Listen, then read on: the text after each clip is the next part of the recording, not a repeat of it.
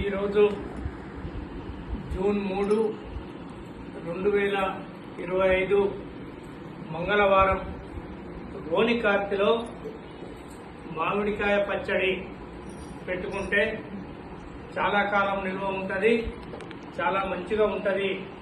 కాబట్టి నేను ఈరోజు కనగల్లు మండలంలోని బండమీదిగూడెం నా యొక్క వ్యవసాయ క్షేత్రంలో ఉండబడినటువంటి తోటలో మామిడికాయలను తీసుకొచ్చి మంచిగా కడిగి బొడ్లు కూడా ఈ రకంగా తొడిగ దగ్గర కట్ చేసి తూడ్చుకొని నేను స్వయంగా మామిడికాయలు నేనే ఇలాంటి కత్తిపీట, ఇది ఇనుపుతో చేయించినటువంటి కత్తిపీట, దీనితోటి మామిడికాయల్ని స్వయంగా ఈ రకంగా చేసి ఇట్లా కట్ చేస్తుంటాను.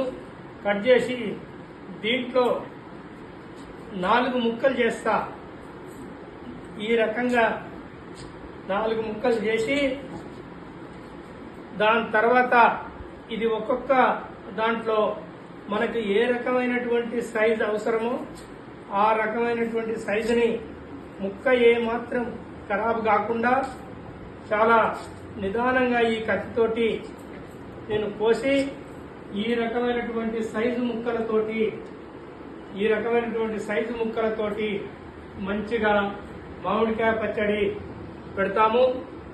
ఇందులో భాగంగా ఈ రోజున ఒక 120 మామిడికాయలు టోటల్గా నా తోటలో ఆర్గానిక్ పద్ధతిలో పండించినటువంటి మామిడికాయల్ని తీసుకువచ్చి అన్ని ఒకే రకమైనటువంటి సైజు ఉండబడినటువంటి కాయల్ని తీసుకొచ్చి ముక్కలు చిన్న చిన్నవిగా కోసి మంచి వరంగల్కు సంబంధించినటువంటి కారం మిర్చి, దొడ్డు మిరపకాయలు, కొన్ని మామూలు కారం ఉండబడినటువంటి కొన్ని కలిపి మంచిగా మిర్చిని కొట్టించి ఇలాంటి ఎల్లిగడ్డలు కూడా దొడ్డుగా ఉండాలి. ఇలా ఉండబడినటువంటి ఎల్లిగడ్డలు మంచిగా ఉంటాయి. ఇవన్నిటిని మంచిగా మెత్తగా రుబ్బి ఈ ముక్కల్ని సైజుగా కోసి పెడతాము. మామిడికాయలు అన్ని కూడా ఈ రకంగా తెలుపు రంగులో ఉన్నప్పుడు మాత్రమే పెట్టాలి. ఒకవేళ ఇట్లా పండ్లు పడినాయనుకో పచ్చడి ఖరాబ్ అవుతుంది. కాబట్టి పచ్చడి నిల్వ మంచిగా ఉండాలంటే ఈ రకమైనటువంటి కాయల్ని పెట్టకుండా మంచి తెలుపు రంగులో ఉండబడినటువంటి ఈ కాయల్ని మాత్రమే పెట్టాలి. ముఖ్యంగా రోనికార్తిలో మామిడికాయ పచ్చడి పెడితే మంచిగా ఉంటది.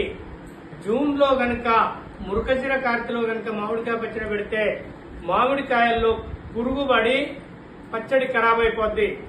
కాబట్టి జూన్ 8వ తారీఖు లోపుల్నే మామిడికాయ పచ్చడి పెట్టాలి. రోనికార్తే చాలా ముఖ్యమైనటువంటిది.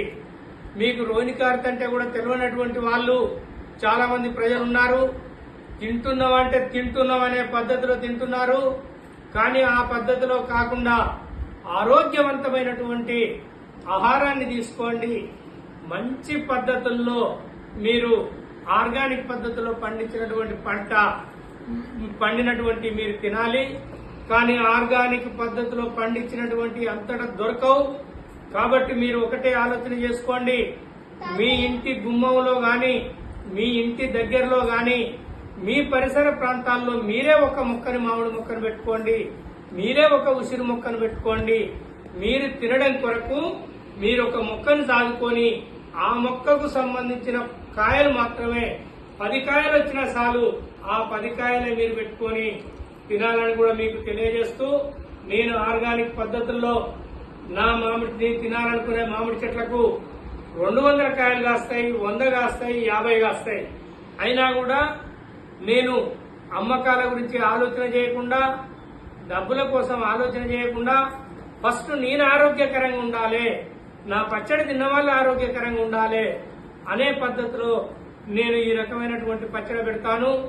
నేను గత 40 సంవత్సరాల నుంచి నల్లగొండ జిల్లాకు క్లోరిన్ రహిత నీళ్లు కావాలనే ఉద్దేశంతో నల్లగొండ గల్లీ నుంచి ఢిల్లీ జంతర్ మంతర్ వరకు అనేక రకాల పోరాటాలు చేసినాం.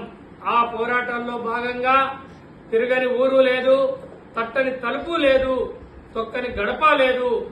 ఆ రకంగా చేసుకుంటూ ఈ అనుభవంలో నాకు వచ్చినటువంటి ఆలోచన, ఫస్ట్ నేను ఆరోగ్యంగా ఉండాలి. నేను ఆరోగ్యంగా ఉంటేనే 10 మంది ఆరోగ్యంగా ఉంటారు.